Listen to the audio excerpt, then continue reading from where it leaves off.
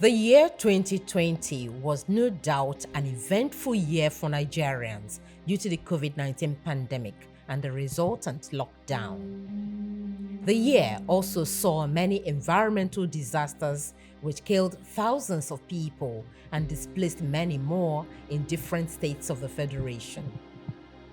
Lagos State, for instance, witnessed series of pipeline, tanker, and gas explosions.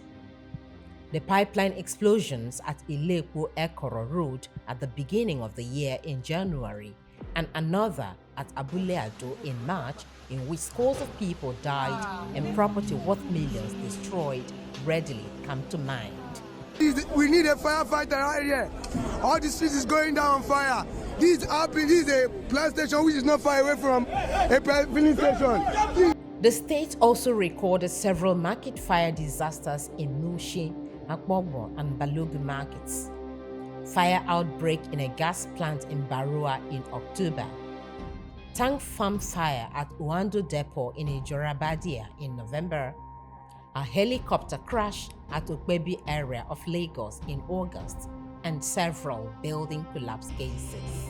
I've confirmed that the woman, her daughter, the two merchants that came to buy, the mechanic that came to buy the gas, and one more tailor around. This woman also is selling industrial gas here, and this is a domestic area. This is a residential area. Elsewhere in the Federal Capital Territory, landslides and floods caused by heavy rains left many dead in Suleja and Gwagwalada area. Benue, Bayelsa, and Anambra states, among others, also had their fair share of flood disasters. In the Niger Delta region, series of oil spills were recorded in 2020. In March, thousands of dead fishes were washed ashore around coastal communities and fishing ports along the Atlantic shoreline. More worrisome to environment experts is that these problems were left unresolved. They attributed the disasters in 2020 to poor policy framework and failure of government to enforce existing regulations.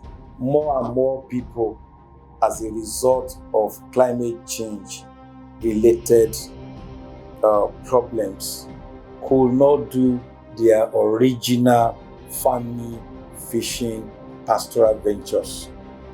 So it then becomes very easy for them, as one of the emirs from the north said, take violence as a trade. This year, we've seen series and series of explosions, which is about the failure of our regulatory system, failure of enforcement of our existing standards, and in some cases, the lack of policies and regulation. The BBC did a documentary that gave a vivid account, a blow-by-blow account of what happened, about the compromise of the NNPC pipeline, about somebody that drove a truck on that pipeline that was fully loaded. Till today, we've not had any investigation by our government. The Abule-Ado pipeline. Abule-Ado pipeline, that's exactly the one I'm referring to. That's the major.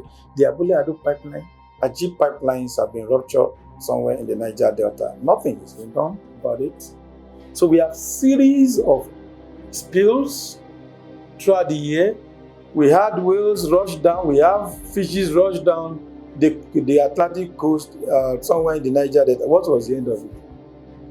There were so many of those instances that were never resolved because it looked as if the government is not even interested about the environment. So 2020 is like a year of woe for the environment in Nigeria. Despite the numerous environmental disasters in 2020, some experts think the sector did not fare badly, as the COVID-19 pandemic increased the people's consciousness towards sanitation and hygiene, as well as the need to conserve nature and wildlife.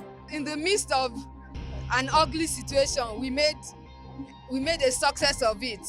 We are changing our habits. we're waking up from our slumber. We're seeing that COVID is about hand washing, cleanliness and hygiene is key. We need to separate our waste because now we even have extra waste stream, like the plastic inside what I'm talking through. So we need to be careful. We have learned that we need to be hygienic. We need to make sure that we are clean. We eat right. You know, it has brought a lot of things. Instead of eating things that will lower our immune system, we are eating things that will increase our immune system. So for me, it's a win-win thing for environment.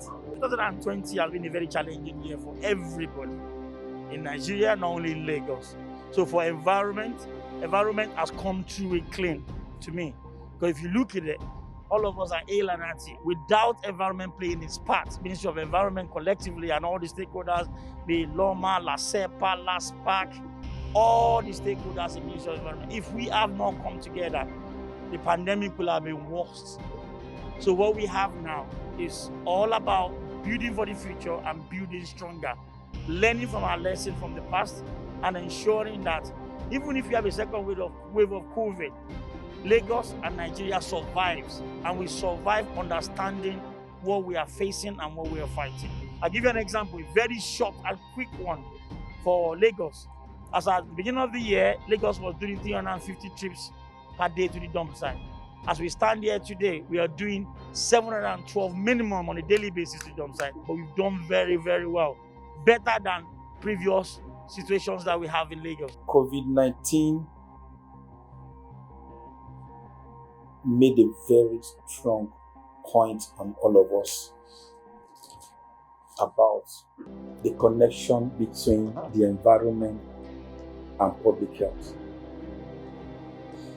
That more and more as we continue to violate the environment, to continue to displace animals from their original habitation, the more we risk some of this kind of pandemic. From all that we have seen, coronavirus is again being traced to animals that used to be somewhere without, they're there without in any way affecting our lives as humans. But we went there to displace them and we brought in some of these diseases.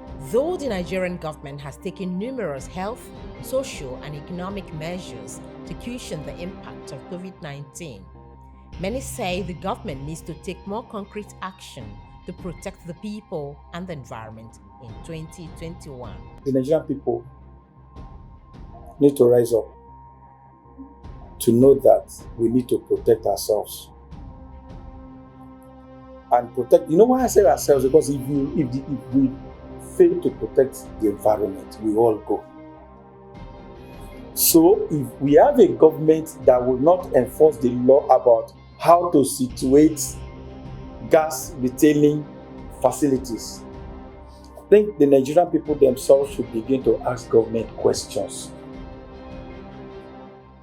If we have a government that knows that they are constructing Lagos-Ibadan Expressway and earth-moving truck machines were going to be on the facility and not ask the owners of those pipelines to shut down at a particular time, it was just by sheer luck that we didn't witness another explosion. They also want the people to get involved in every process that will protect them and the environment, and also demand environmental governance in 2021.